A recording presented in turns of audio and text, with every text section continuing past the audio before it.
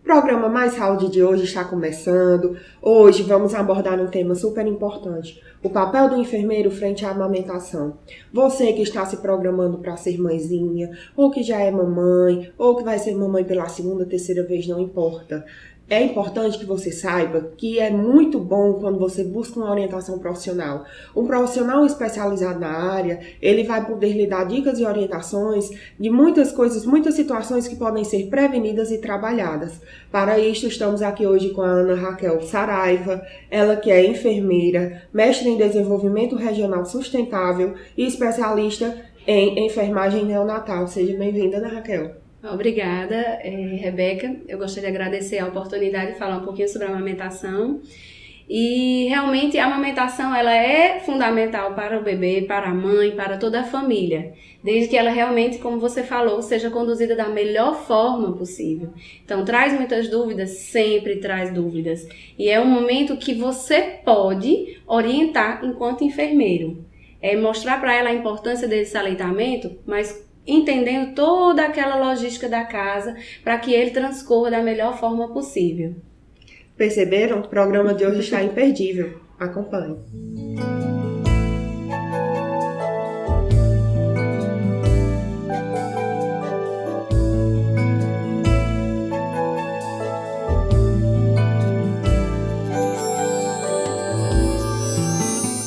Ana Raquel, você que é especialista em enfermagem neonatal, trabalha com isso no seu dia a dia, orienta muitas mãezinhas. Me fale aí a importância da amamentação para o bebê e também para a mãe, porque muitas das vezes as mãezinhas elas acham que assim não traz vantagem para elas também. E na verdade a amamentação é bom tanto para a mãe quanto para o bebê, não é isso? Isso. A amamentação ela é fundamental para a mãe e para o bebê, para o binômio. E eu costumo dizer também, Rebeca, que é bom para a própria família. Porque ela é importante para a mãe, porque diminui o risco de hemorragia pós-parto, melhora todo o puerpério dela, ela costuma voltar ao peso anterior com mais rapidez. E para o bebê, é a primeira vacina que você está dando para ele. Então o colostro que ele sai na primeira semana, ele é fundamental para o bebê, porque é a primeira vacina, é a primeira imunização natural que você, mulher, passa para o seu filho. Diminui o risco de alergias, obesidade no futuro. Então, essa criança que ela é amamentada, ela é muito mais saudável do que um bebê que ele não foi amamentado. Ele corre um risco menor de infecções viroses no futuro. Além do que, a gente sabe que esse aleitamento, ele diminui os gastos que a família vai ter. Porque ao invés de eu comprar uma lata que só tem um tipo de leite, eu vou estar dando 4 tipos de leite que eu trago na minha mama para o meu bebê. Que aí vai desde o colostro, o leite anterior, quando acontece a pojadura, com 72 horas de pós-parto. Eu pego esse leite, eu já estou oferecendo para o meu bebê, então ele vai ter o leite anterior, que ele é pobre em caloria, mas ele é rico em água, por isso que não precisa dar água para o bebê. Aí o leite intermediário, que ele é rico em caloria e rico em água, então ele fica meio-meio. E o leite posterior, que ele é riquíssimo em caloria, que é o que vai engordar, saciar o meu bebê e ele vai dormir e ser um bebê mais tranquilo. Então essa amamentação, ela vai ajudar essa mulher, ajudar esse bebê, tanto a ganhar peso, quanto melhorar o estado de saúde dela e de todo o contexto familiar. Então é fundamental que ela continue o aleitamento. Certo? Então ali vai favorecer ao binômio. Os dois têm que estar bem para continuar o aleitamento. Como você falou, realmente favorece toda a família, porque assim, a mãezinha, ela, como você falou, ajuda na questão do pós-parto, ajuda ela a voltar ao peso anterior, e assim, ao bebê, a criança, ela está sendo ali imunizada. Muitas das vezes as mãezinhas têm dúvida, eu vou amamentar até os 6 meses, mas eu preciso dar água, meu bebê, eu preciso dar chá, e foi importante você falar a questão dos tipos de leite, que um leite, ele já supre a necessidade da água da criança, o outro já vai passar a imunização, o outro vai passar a gordura para o bebê ganhar peso, ficar saudável. Então é muito importante. Sem falar que para o papai também é muito bom, porque posteriormente vai evitar muitas idas aos hospitais, a questão de muitas noites mal dormidas, porque a criança está doente. Exato. Então assim, é comprovado cientificamente que uma criança que é amamentada até os 6 meses de vida, exclusivamente com leite materno, ela adoece muito menos posteriormente, não é? Isso. Então, assim, qual é o papel do enfermeiro na amamentação? Qual é a importância de se buscar uma orientação especializada? Bom, o enfermeiro, ele vai, assim, eu costumo dizer que ele tem um papel muito importante diante da amamentação. Ele tem um papel antes, no caso, no pré-natal, pegar essa mulher, orientar sobre os cuidados com a mama, orientar, saber dela, o que é que ela realmente pensa sobre a amamentação e descobrir se ela não teve um problema na gravidez anterior que dificultou a amamentação dela. Então, ele tem um papel antes, durante e após. Então, o enfermeiro, que ele é humanizado, que ele pensa nessa condição do aleitamento, ele vai favorecer essa continuidade do aleitamento para a mulher, para o bebê e para toda a família. Então, para isso, ele precisa saber que eu vou conhecer a realidade dela, o que ela passou diante do aleitamento, vou descobrir, depois que ela tem o bebê, como é que ela está se sentindo diante do aleitamento, quais são as dúvidas, os anseios, certo? Se ela realmente está satisfeita com o aleitamento.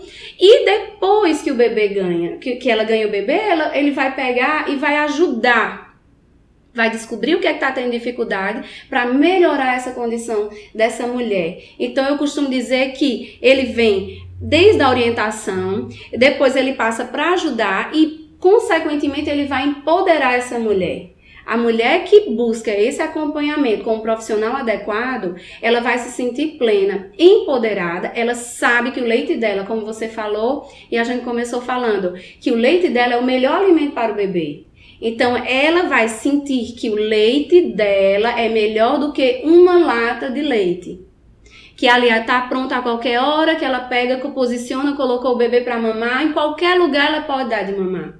Então, essa mulher que ela é empoderada, que ela sabe a importância, que ela sabe que é o melhor para o bebê, que ela vai conseguir, então ela consegue realmente, de fato, continuar esse aleitamento, como você falou, que é importante durante os 6 primeiros meses, exclusivamente, sem adição de água, chá, chupeta ou qualquer outra coisa que a gente sabe que hoje em dia as pessoas saem fazendo para o bebê, colocando para ele. Assim, é natural, às vezes acontece realmente de surgirem algumas complicações. Você até mesmo citou, assim, em gestações anteriores pode ter acontecido uma complicação, mas não necessariamente em uma nova gestação vai acontecer. E assim, quais são essas principais complicações que acometem a mãezinha? Pronto. Com relação às complicações, a gente sabe que a mulher, por ter tido algum, como você começou a perguntar, uma gestação anterior, ela pode comprometer a próxima no aleitamento? Pode. Porque se ela sofreu algum trauma, teve muita dificuldade, ela consequentemente não vai querer dar de mamar para outro bebê, para esse outro bebê. Então, o que é que ela vai fazer? Eu tenho que descobrir como foi esse aleitamento anterior para minimizar os efeitos. Só que a gente sabe que tem algumas complicações com a amamentação. Quais são elas? O engurgitamento mamário, que é o que as mães chamam de a mama tá cheia, pedrada. Então o leite tá ali, desceu com 72 horas, que é o que a gente chama pojadura. Então 72 horas desce todo o leite que seria suficiente para a vida do bebê. Só que ele desce tudo em 24 horas. Então quando a mulher completa 72 horas pós-parto, vem muito leite. Aí a mama fica dura, fica engurgitada e o bebê tem realmente dificuldade para fazer a pega. A segunda problema que a gente mais encontra é a fissura mamilar. Fissura é o que a gente chama de ferida, popularmente chamada de ferida. Então, a ferida na mama, ela é muito comum porque não houve um preparo anterior e também, mesmo que ela não tenha se preparado, porque hoje já se sabe que não precisa ter tantos preparos assim, o manual do Ministério da Saúde já diz que não precisa, que é um processo natural que ele deve transcorrer naturalmente. Então, não vai precisar de fazer alguns exercícios. Então, essa fissura, mas a gente sabe que ela é em decorrência de uma pega errada. Então, o que eu tenho que fazer enquanto enfermeiro? Posicionar adequadamente, colocar o bebê para mamar e aí oferecer, diminuindo com que ele leve a fazer a ferida no peito. Então, a fissura é uma ferida em decorrência de uma pega errada. E o terceiro problema seria a mastite. Seria o caso de essa ferida que não foi tratada adequadamente, é uma porta aberta, entra uma bactéria, infecciona e a mama fica dura e vermelha. Então a mama vai ficar como se fosse uma placa vermelha nela, quente, e a mãe vai ter calafrio. Então, ali já pode ser um caso de uma mastite, em decorrência de uma ferida que não foi tratada, de um engurgitamento também que a mãe não fez a oferta adequada do bebê para poder esvaziar aquela mama. Tinha uma ferida, a ferida é porta de entrada, entra a bactéria, faz uma mastite. Uma mastite, ela pode ser em decorrência até mesmo de pegar no celular. Então, você pega no celular durante a amamentação, que hoje é muito comum a gente tá aqui, faz o WhatsApp, enfim, né? E aí a gente vê que aquele celular que é extremamente contaminado, você pegou nele, pegou na mama, tem uma porta de entrada, vai ter uma mastite. Vai sim ter uma mastite. Então, assim, foi importante você falar, e mais uma vez, entre o papel fundamental do enfermeiro especialista. Por quê? Porque as complicações, elas podem surgir, mas elas podem também ser tratadas e podem, acima de tudo, serem evitadas muitas das vezes. Então, assim, você, mãezinha, que por acaso desenvolveu alguma complicação, tá tendo algum problema na amamentação, procure um profissional especializado. Por que não? Porque, assim, quando se procura um profissional especializado, às vezes a mãezinha diz, não vou procurar não, eu sou mãe, eu tenho que aprender a me virar com meu bebê, tem aquela questão do preconceito. Mas não existe isso, até mesmo você que já passou por uma gestação ou mais de uma, é importante você buscar orientação profissional. Cada gestação, ela é individual, então cada bebezinho que nasce também tem que ter um tratamento individual. Nem tudo que você já passou anteriormente com o seu bebê, você consequentemente vai passar na segunda vez. Exato. Não é isso? Então entra a importância mais uma vez, principalmente para prevenir essas complicações, para dar uma amamentação adequada, dar um leite adequado para sua criança. Evitar sim de estar dando latas de leite, porque assim, além da economia financeira, né, você não vai estar gastando, você tem ali no seu seio uma coisa muito valiosa que é o leite. Você não vai gastar, você está passando, além de você não gastar, você está passando um alimento com maior qualidade para a criança. Então, assim, Raquel, eu quero pegar você agora, vamos para a parte prática da entrevista, vamos mostrar às mãezinhas ou às futuras mãezinhas como é que pode ser feita uma pega correta para evitar essas complicações. Vamos lá? Vamos lá. E agora, vamos fazer uma simulação de como você ter uma amamentação eficaz e segura. Bom, Rebeca, então você vai pegar o bebê, certo? Vou lhe entregar. E aí você vai colocar a cabecinha aqui na curvinha do braço, bracinho para trás e barriga com barriga. Lembrando sempre dessa inclinação, o bebê ele não pode ficar zerado ou assim mais levantado, porque ele pode vir a gofar e aí esse leite que sai pode ir para o nariz, para o pulmão, para o ouvido, enfim, ele pode se engasgar com o próprio gofo. E você mantendo essa inclinação evita, caso ele gofe, de acontecer isso. O próximo passo seria, então, segurar a mama, certo? Você segurando o mamilo adequadamente, posicionando a cabeça, ele já vai sugar e já vai mamar, transcorrer naturalmente. Outra medida que você pode fazer é colocar um travesseiro aqui na parte do ombro. Porque mantendo um travesseirinho no ombro, no braço, a mãe vai se sentir mais segura. Ela vai se sentir mais confortável, não vai ficar presa, prendendo os ductos lactíferos, impedindo que esse leite saia naturalmente. Então, manter esse suporte, esse apoio, favorece também o relaxamento, porque são 30, 40 minutos de mamada. Aí, como saber se o bebê está mamando adequadamente, se ele já está saciado? O outro passo, Rebeca, é pegar a mãozinha dele e tentar dar um cheirinho. Vale lembrar, mães, que só quem beija a mão de criança é a mãe. Porque a mãe passa imunidade através do leite materno e a mãe passa imunidade através do cheirinho que ela dá na mão dele. Então, ela está passando imunidade, está passando defesa. Se eu sou um tio, tia, enfim, vizinho, vou fazer uma visita e saio pegando na mão do bebê, sem ao menos ter tido cuidado em lavar, eu também posso passar algum vírus, alguma bactéria para o bebê que ele vai ficar com um quadro viral, infeccioso, enfim. Então, eu não posso ficar pegando a mão do bebê, mas a mãe pode. Então, ela dá um cheirinho na mão dele. Fazendo isso, na hora que ela tenta dar esse cheirinho, ele faz assim, não, mamãe, é meu bracinho, eu ainda estou com fome. É isso que ele quer te dizer. Passa 5, 10 minutos, ela vai dar um outro cheirinho na mãozinha dele. Fazendo isso, ele vai dizer assim, não, mamãe, é meu bracinho. Quando ele faz isso, ele já está com um pouquinho de... já menos tá mais resistência. Isso, tem menos resistência, não vai estar com mais tanta fome assim. Passa-se 5, 10 minutos depois, ela vai, lembra e bota a mãozinha de novo para cheirar. Quando ela faz isso, se ela soltar a mão caiu, significa que ele está saciado. Aí qual é o próximo passo que eu posso fazer? Então, vou pegar meu dedo mindinho, colocar junto à minha mama, certo? Lá, e vou introduzir até chegar na boquinha dele. Eu tenho que sentir gengiva em cima, gengiva embaixo. Quando eu sinto a gengiva em cima e embaixo, eu posso retirar o meu mamilo da boquinha dele, sem que para isso ele faça... Porque quando ele faz... ele vai fazer exatamente uma ferida, uma fissura.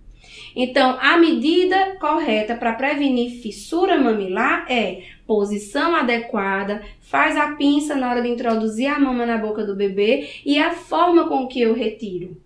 Se eu previno a fissura, eu consequentemente estou prevenindo a mastite, porque a mastite é uma porta de entrada, ali entra bactéria através do celular, então a mãe estava pegando o celular ou pegando outra coisa.